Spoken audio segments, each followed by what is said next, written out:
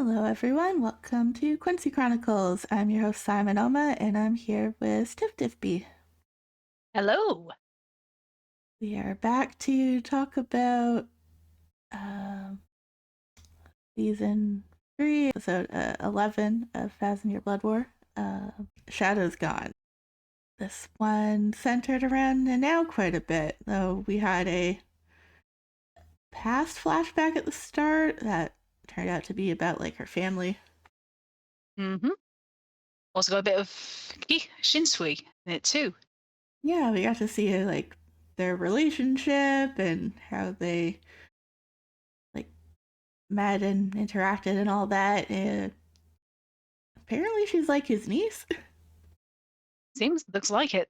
Yeah, and that his brother is her father, who married her mother, who's from this like noble clan and had like a curse on her family that she was trying to save Nanao from. Yeah. According to the Ise family curse, any man who marries into the family supposedly dies an early death. And the Ise family is more of a matriarchal family, which means it's usually the women who are in charge. Yeah, and Shinsui's brother didn't end up dying, and then the mother ended up being executed for hiding the sword when she gave it to Shunsui, since they had like a family heirloom sword, Zanpakuto, that they all used and could like purify demons or by reflecting their power back at them. And once again, Central 46 shows that they are assholes. Yeah. Executing her for hiding Hiding a. a sword? Yeah. Really? Of all the things to be petty about, why hiding a sword? That's stupid. Yeah, Shunsui was pretty upset when Yukitake told him about it. And he felt like he was to blame for it. That's rough. Yeah. But yeah, besides the flashbacks, it continued the battle between Shunsui and Liege Barrow, with Nanao coming back to help out and getting her sword from him, which not like was one of the swords that he used. The other one did turn out to be um, Her Zanpakuto. Hiraku, I think it is. Yeah, there, now you Yep. can say it. Yay. Yeah, that one appeared to be hers. The other one, Cotton, does appear to be Lee, releasing her Ohana. And meanwhile, Lily Barrow has changed his form into some weird looking owl question mark head. Yeah, I've seen it being referred to as a chicken form.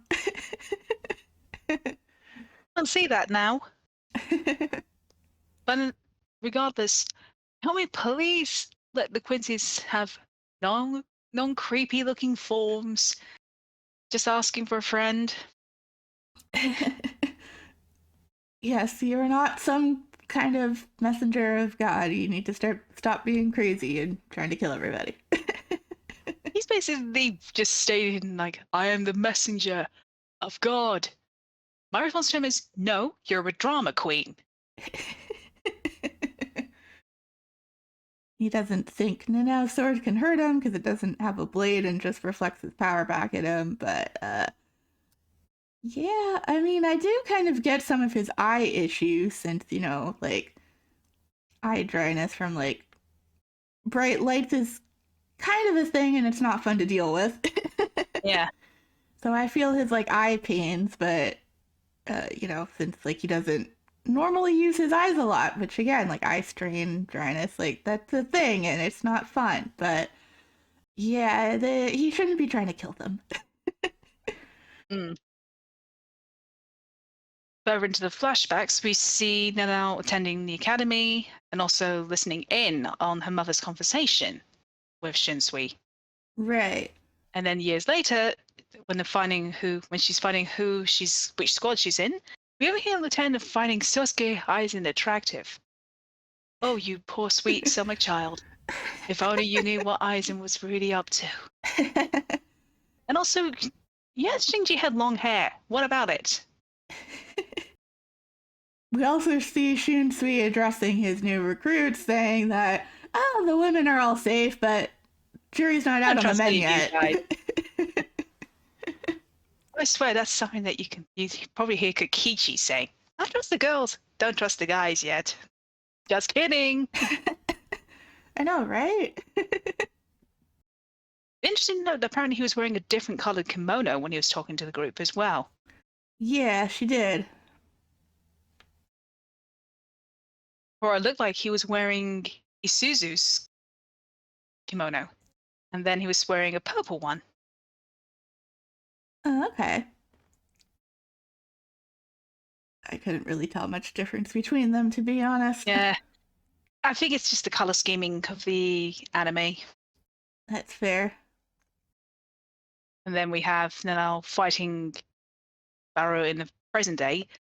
He's basically boasting at her, saying that she's welcome to try and hit him, since there's no weapon that can hurt him. So may I introduce to you Lord of the Rings, more specifically Eowyn taking down that Nazgul that said that no man could kill him? You stole the line right from me. How dare you? I was gonna We were say thinking the that. same thing. We were thinking the same thing. I was gonna say it's very much like no man can kill me from Lord of the Rings. That's going to be a meme now, isn't it? Someone's going to put up Nanao as Eowyn against this gigantic creature. That's a Nazgul. Oh, very true. Actually, to be honest, you could kind of say that with some of the Quincy's having like halos above their heads in bolt standing, they're kind of like Nazguls. Yeah, kinda. I mean, they're also probably not exactly living like the Nazgul. One Quincy king to rule them all, I suppose.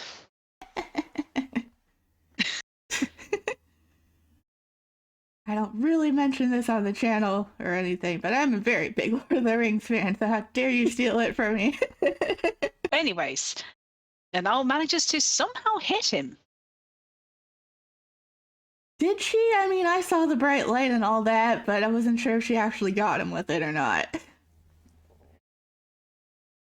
I know she was sliding onto to the ground as well, and she was pretty shaken because poor girl had never fought before until now with a sword. Yeah, she'd always used her Keto before. To be honest, you could argue that's basically like every soldier's first time in combat, I suppose. Yeah, that's true. And they are in a literal war at the moment. Luckily, Shunsui comes to back her up. Yeah. Yeah, it was nice that he backed her up and they were able to defeat Lucia Barrow together. And then he formed Rompade, I think it's called. It's some sort of weird, gigantic winged trumpet that he created. Okay. Besides the bright shiny light, I didn't really see that much, but the bright shiny light helped me see the fight.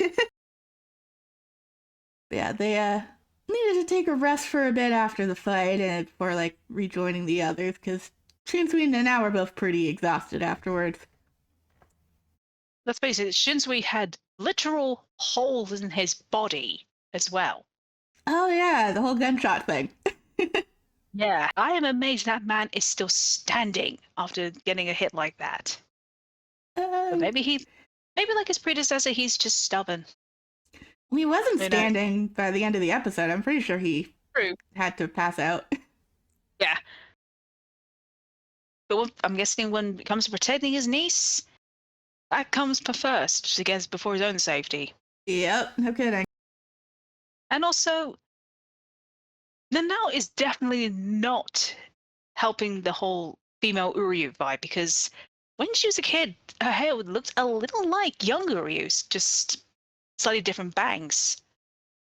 Yes, she does look a lot like Uryu, especially the younger version of her, or like the original series version of her that we can talk about seeing when we talk about the original episodes we watched this week.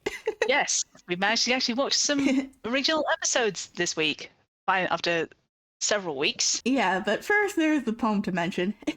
Yes. That one is stated by Basby. Bullet, claw, battle flag, short sword. With my fingers bent, I wait for you. That is going to be a good fight between Yes. Basby and Ugram.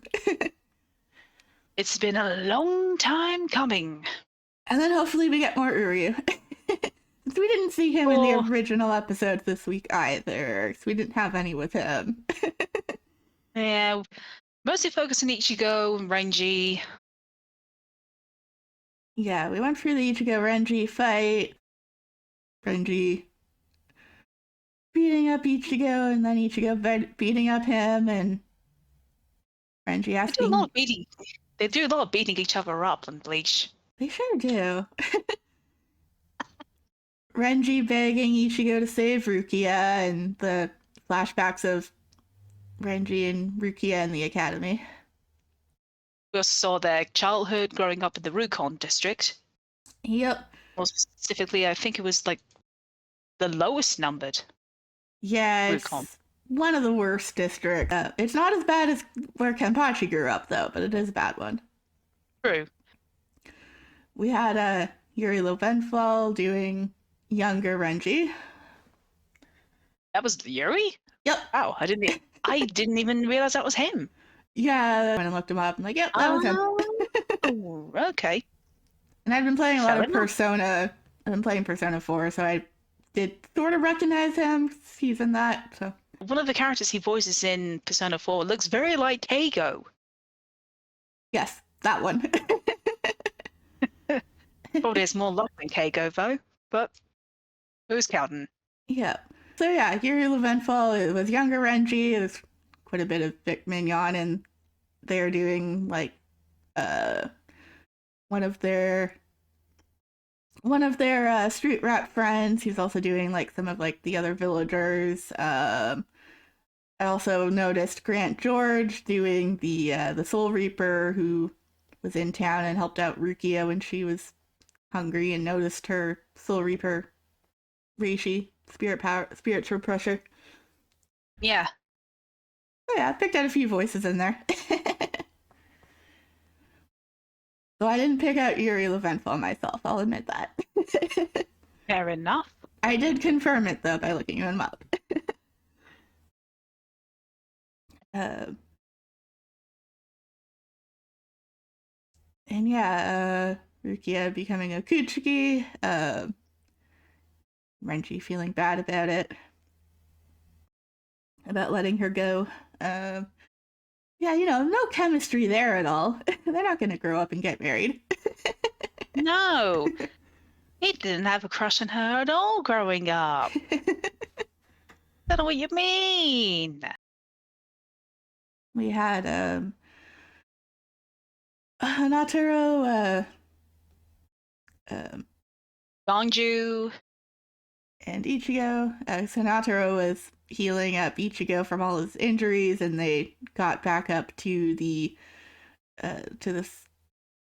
tower and found very bad spiritual pressure, which was from Kenpachi, who they'll be fighting soon. a goodie.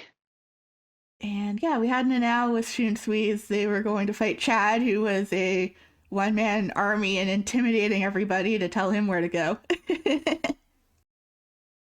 And I managed to catch some glimpses of like the ending scenes where we got like different shots of the core group and some of the core guard squads. So Soifon beating up a lieutenant. Let's face it, the guy has a face that only his mother could love. Again, what lieutenant? And then there's, I think it was squad. Oh, I think it's Shunsui squad. But there's one where you see Yachiru getting slightly tipsy with him. I'm thinking, guys, there is a literal child with you. Maybe she's not a child, but I don't think she's supposed to be drinking. I maintain to this day that Yachiru is basically like a female Kokichi before Kokichi was created. Yeah, she totally is. That's basically she calls Kenpachi Kenny. There are some interesting Brave Soul scenes with her. That's very Kokichi-like.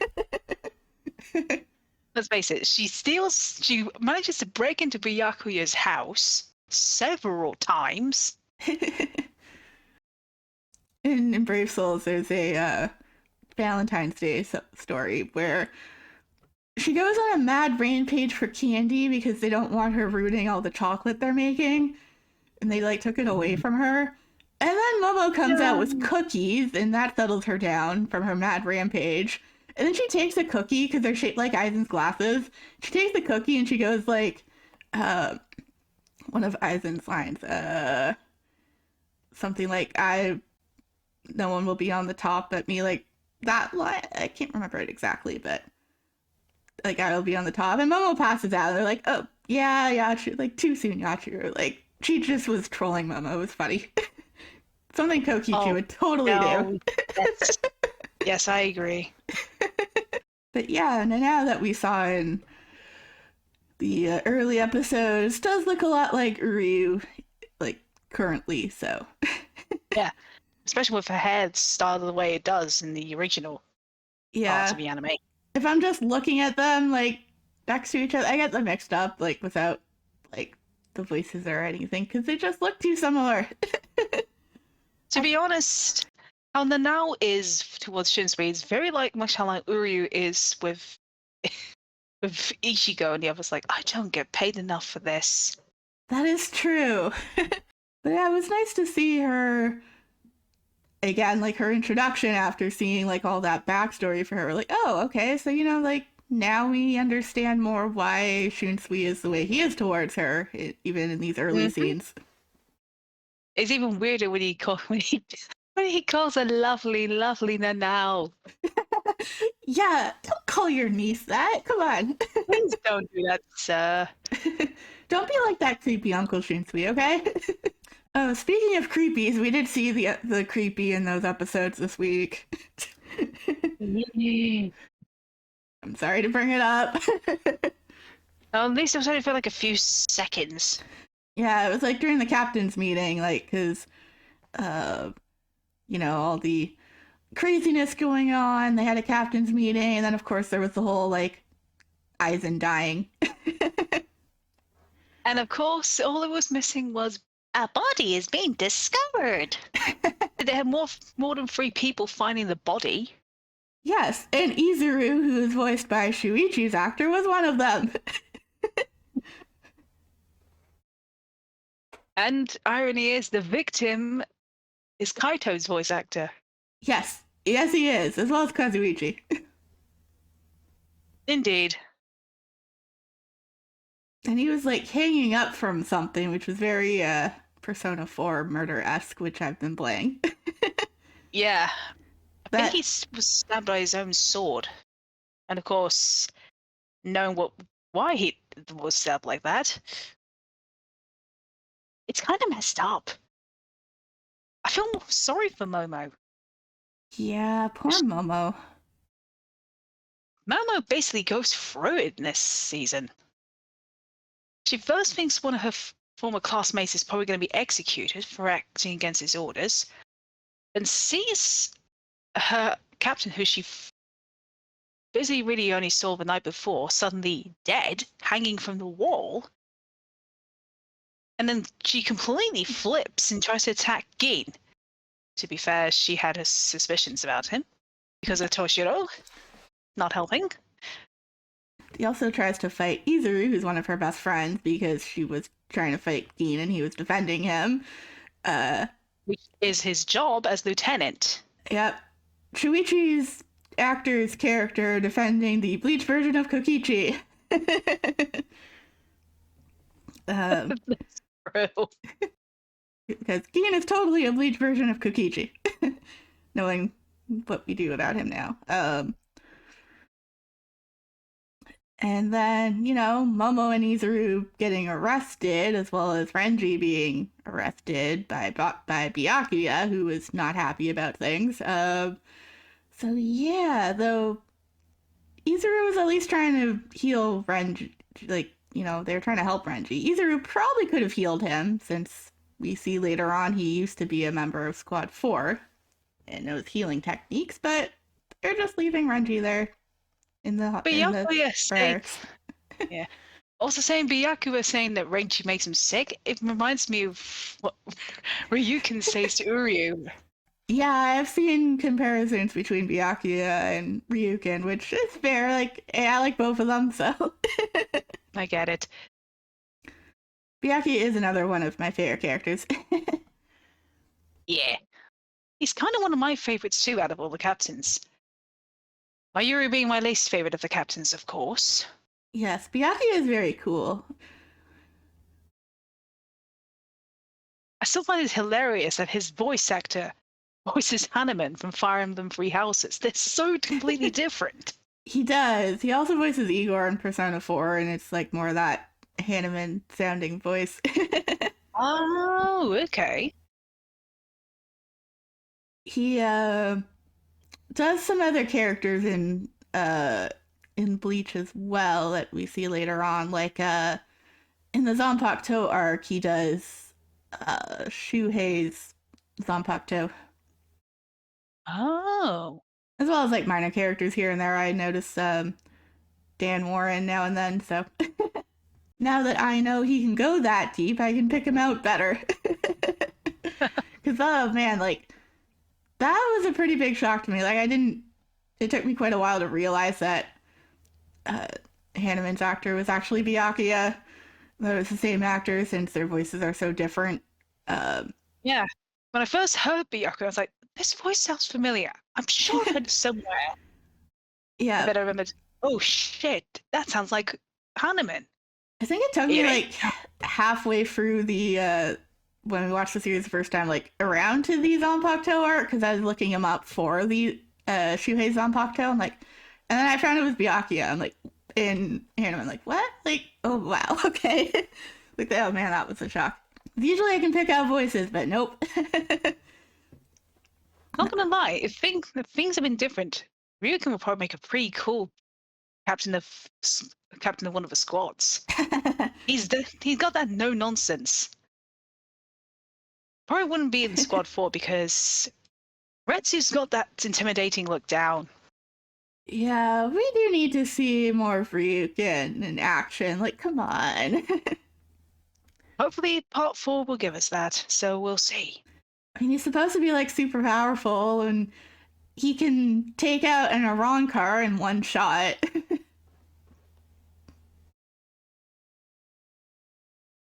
Yeah, we need to see more Ryukin. But yeah, get us a spin-off of Ryukin when he was a younger man. Oh, that'd be cool. Well, at least we got the flashbacks of him when he was younger, so there's that. Yeah.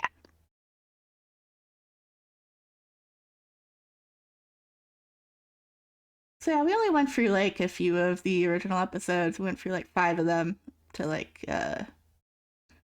episode 35 now, so to start. Yeah. It'll be a bit till we get more Uri though. We got to get to season 3 for him. And the pivotal fight between Creepy. Oh, that's going to be fun to watch, that one. Oh yeah, definitely. Especially when you find out what Mayuri did to Soken. Yeah, so we get the late Steely. Uryu enters his Inigo Montoya era. Indeed. He might make a pretty good Inigo Montoya, to be honest. Oh, Uri would make an amazing Inigo Montoya. You killed my mother, prepare to die. Or grandfather, in my Yuri's case. Because, he's totally saying that line to you about how you killed my mother, prepare to die. Yep.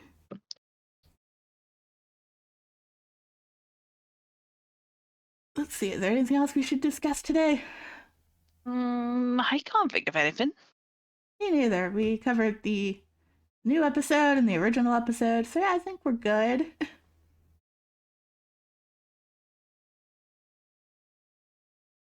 So thanks for joining me, and we will be back next time with the Basby and Ugram fight, which should be good. So yeah, Mm. until then, we'll see you next time. Bye. Bye.